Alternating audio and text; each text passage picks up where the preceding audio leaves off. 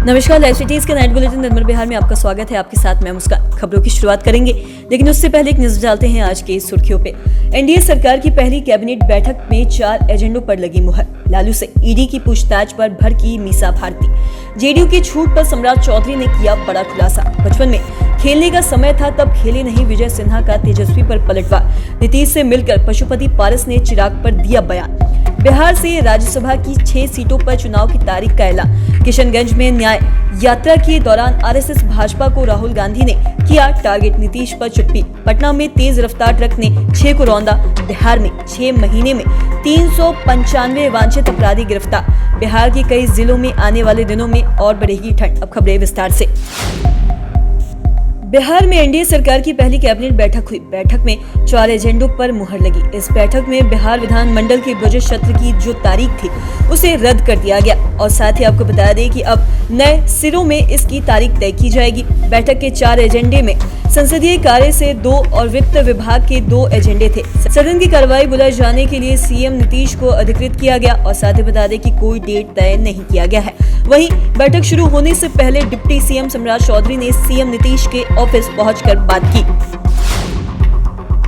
Land for job घोटाला मामले में लालू यादव की ईडी के सामने पेशी हुई। बता दें कि उनके साथ उनकी बेटी मीसा भारती भी ईडी कार्यालय गई थी और साथ ही बता दें कि इस दौरान मीसा भारती ने एक बार फिर से केंद्र सरकार पर जानबूझकर तंग करने का आरोप लगाया। बता दें कि मीसा भारती ने कहा कि इसमें कोई नई बात नहीं है। जब उनको लगता है कि लालू जी को समन भेज दो तो भेज देते हैं। जितने लोग विपक्ष में हैं, जो उनके साथ नहीं है, यह ग्रीटिंग कार्ड उन लोगों को भेजा जा रहा है जो उनके साथ नहीं आ रहे हैं। साथ ही जब भी कोई एजेंसी हमारे परिवार को बुलाती है तो हम वहां जाकर उनका सहयोग करते हैं और साथ ही उनके सवालों का जवाब देते हैं।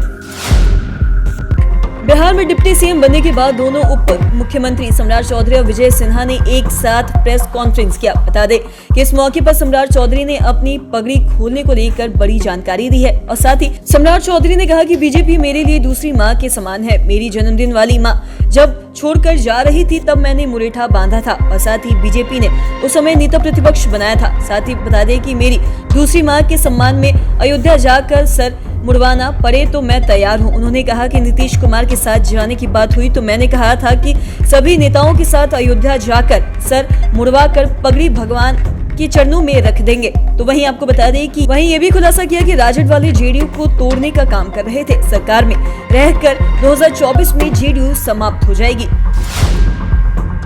तेजस्वी यादव के खेल वाले बयान पर डिप्टी सीएम विजय सिन्हा ने पलटवार किया है। कहा कि तेजस्वी बचपन में खेल नहीं सके, जब खेलने का समय था तब पूरा खेल नहीं पाए, राजनीति में कहां से खेल पाएंगे। वहीं विजय सिन्हा ने आगामी लोकसभा चुनाव को लेकर दावा किया है कि पूरी तरह से 40 के 40 सीटें हम लोग जीतेंगे। वहीं विजय सिन्हा ने कहा कि बिहार को जिस रास्ते पर राजद के लोग ले जा रहे थे उससे बिहार को बचा लिया। बिहार में गुंडा राज स्थापित किया जा रहा था। वहीं आपको बता दें कि इतनी बड़ी जिम्मेदारी देने के लिए प्रधानमंत्री और केंद्र नेतृत्व का धन्यवाद दिया।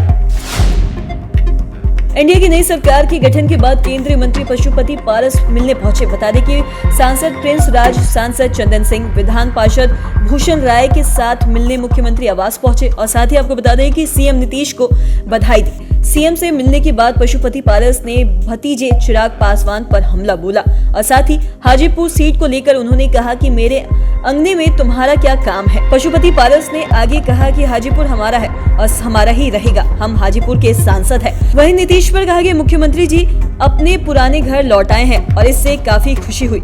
उन्होंने कहा कि नीतीश जी अब कहीं नहीं जाएंगे। वहीं मांझी और सम्राट चौधरी भी नीतीश से मिलने पहुंचे। चुनाव आयोग ने बिहार से राज्यसभा की 6 सीटों पर चुनाव के लिए तारीख का ऐलान कर दिया है। बता दें कि चुनाव आयोग के पत्र के मुताबिक राज्यसभा की 8 फरवरी को नोटिफिकेशन जारी होगी।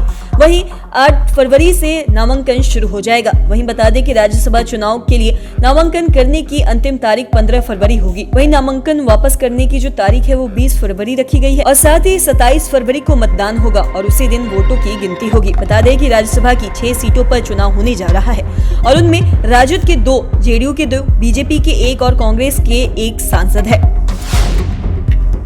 कांग्रेस नेता राहुल गांधी की भारत जोड़ो न्याय यात्रा बिहार में प्रवेश कर चुकी है। बता दें कि राहुल आज बंगाल के उत्तरी दिनाजपुर से किशनगंज पहुंचे। यहां जनसभा को संबोधित करते हुए कहा कि देश में आरएसएस और भाजपा की विचारधारा ने हिंसा और नफरत फैला रखी है।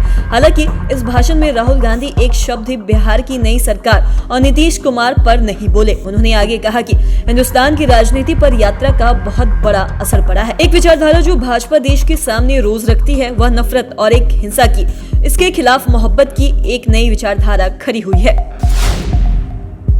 पटना के पालीगंज में तेज रफ्तार ट्रक ने 6 लोगों को रौंद दिया। बता दें कि इसमें 6 लोगों की मौत हो गई और 2 की हालत गंभीर बनी हुई है। घटना जयप्रकाश आश्रम धरधरा मोड़ के पास की है। बता दें कि हादसे के बाद मौके पर अफरा तफरी मच गई और सूचना पर पालीगंज थाना की पुलिस मौके पर पहुंची और ट्रक को जब्त कर लिया। बता दें कि पुलिस आगे की कार्रवाई में जुट गई है और साथ ही इधर घायलों की हालत गंभीर बनी हुई है। मौके पर मौजूद लोगों ने बताया कि ट्रक की रफ्तार तेज थी और इधर आक्रोशित लोगों ने मुख्य सड़क को जाम कर दिया और साथ ही पुलिस प्रशासन के खिलाफ नारेबाजी करने लगे।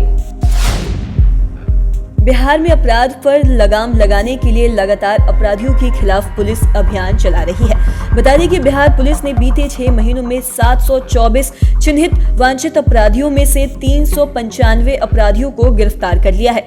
एडीजी जीएस गांगवार ने बताया कि पुलिस मुख्यालय ने अब वांछित अपराधियों को पकड़ने के इनाम की राशि को बढ़ा दिया है। तो वहीं बता दें कि पहले एसपी वांछित अपराधियों के लिए कम राशि के इनाम की घोषणा करते थे, अब वह 25,000 के इनाम की घोषणा कर सकते हैं। तो वहीं डीआईजी वांछित अपराधियों को पकड़ने के लिए 50,000 के इनाम की राशि घोषणा कर सकते हैं और एडीजी 1 लाख रुपए तक और साथ ही साथ डीजीपी 3 लाख तक के इनाम की घोषणा कर सकते हैं। बिहार के कई जिले घने कोहरे की चपेट में है। बता दें कि पटना में सोमवार को अब तक का सबसे घना कोहरा देखने को मिला। बता दें कि विजिबिलिटी 20 मीटर रही और साथ ही मौसम विभाग की माने तो आने वाले दिनों में बिहार में ठंड और बढ़ने वाली है और इस ठंड से फिलहाल राहत मिलते हुए नजर नहीं आ रही है। मौसम विभाग के वैज्ञानिक ने बताया कि फिलहाल ठंड से राहत नहीं मिलने वाली है और साथ ही पछुआ हवा की रफ्तार में कमी आएगी। साथ ही बता दें कि सुबह शाम काफी कुहासा होगा और साथ ही घना कोहरा होने के कारण विजिबिलिटी भी काफी ज्यादा कम रहेगी। तो आज की इस वीडियो में इतना ही। अगर आपने अब तक हमारे चैनल को सब्सक्राइब नहीं किया तो तुरंत कर ले, साथ ही हमारे फेसबुक पेज को लाइक करें। वीडियो देखने के लिए आपका धन्यवाद।